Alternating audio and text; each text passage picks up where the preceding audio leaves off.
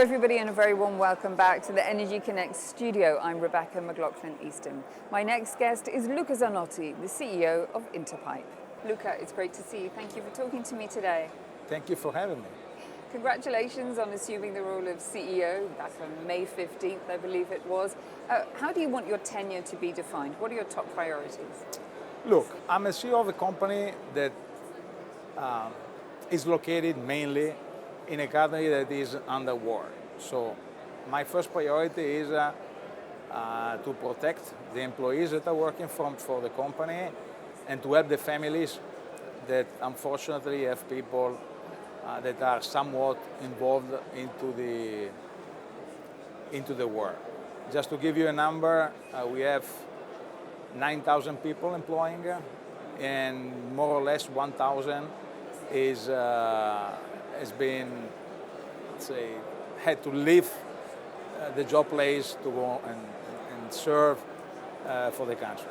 Now, so priority, my first thought goes to the people, to their safety, to help the families in this period. Now, if we talk about the company, priorities are to expand further our footprint. Today we are very strong in Europe, but we believe that we can increase our presence both in North America, South America, and the Middle East, and North Africa. For this to happen, we need to smartly develop some new products, not too many. We will not be able to cover everything, but we want to be a very, very sharp and shrewd niche player. There's some growing concern in the market about China's non-market capacity. How do you view the situation and how do you navigate it? Well, probably this is the number one issue that not only Interpipe have, but the entire steel industry. Not only Interpipe, not only pipe, but the whole steel industry. China has a huge, what the Americans call non-market excess capacity, which is capacity that is being subsidized.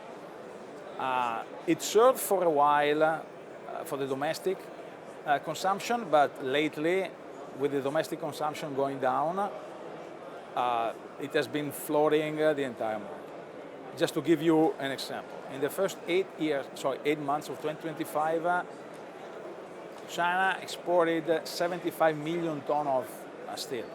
And just to put in perspective, the US, which is one of the largest consumers of steel, consume on a yearly basis 80 million tons. So we have this capacity floating around. And obviously this is a concern because, as we all know now, China is not a market economy and they don't play on a level playing field. Now, this has consequences, obviously. And the first one they got to realize the threat were the United States. Actually, that was back in 2018 when President Trump, in his first term, imposed 25% tariff under the Section 232 code. But even with President Biden, they kept it because they recognized that this is a long-term threat. They changed a little bit, but the Section 232 remained in place. Now, with Trump coming back again, even doubled down, and now the tariffs are 50%. What is causing this? That all the steel that was going to the United States now from China cannot go there anymore, and there is this redirectioning of trades. So now we are seeing Europe getting flooded and other geographies. But I believe that slowly, but everybody, I hope that also Ukraine at a certain point will do something on this, are realizing the threat and are thinking of trade barriers for this to be avoided. What further action do you want to see policymakers taking at this time then? Well, I believe that now actions are in place, especially US, I believe is pretty well protected. Canada also. Europe is start moving. I mean, there is this new regulation that will come into force mid-2026 that aims specifically at targeting or addressing the problem of no market excess capacity. And so I believe that more than ideas now we need action. We need to get these barriers implemented quickly. How do you believe that we can maintain a level playing field across the industry whilst also retaining competitiveness globally? Look, I believe that if you take out China, the play field is pretty level. Now, there are other components which are related to carbon intensity that are more complicated to address because they are very much country-specific. Europe, they have the CBAM. In the United States, thinking of something similar is unthinkable.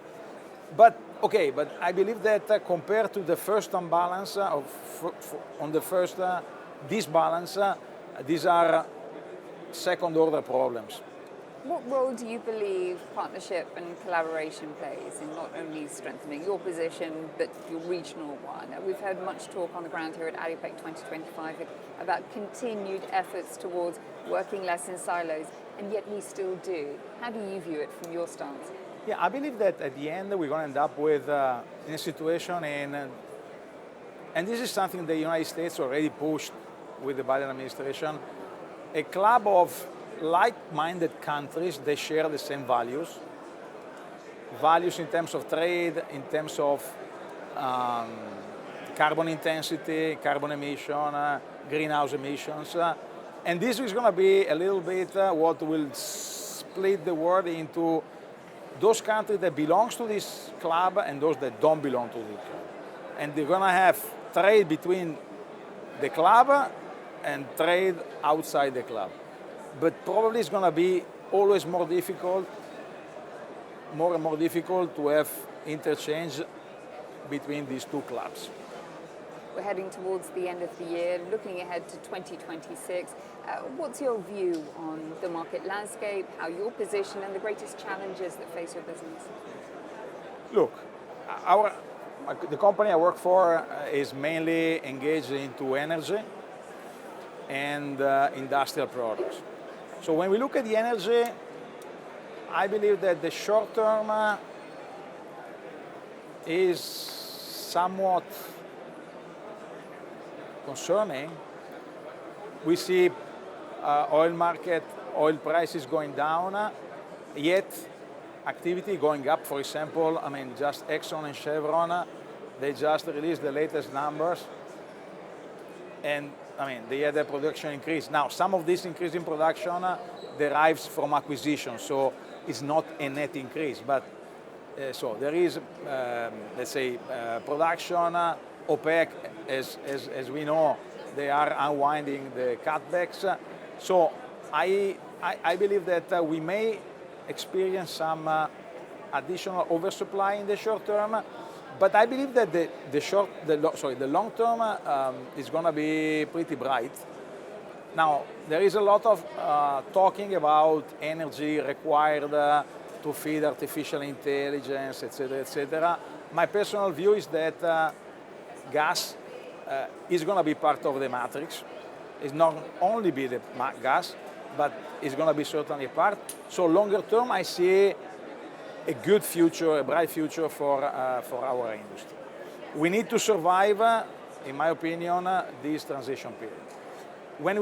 When we look at the other aspect, which is more related to manufacturing, well, Europe is pretty low. No? There are some decisions being made in the past that probably didn't favor industrial manufacturing in Europe. We see a lot of delocalization. We need to see what the CBAM will also cause.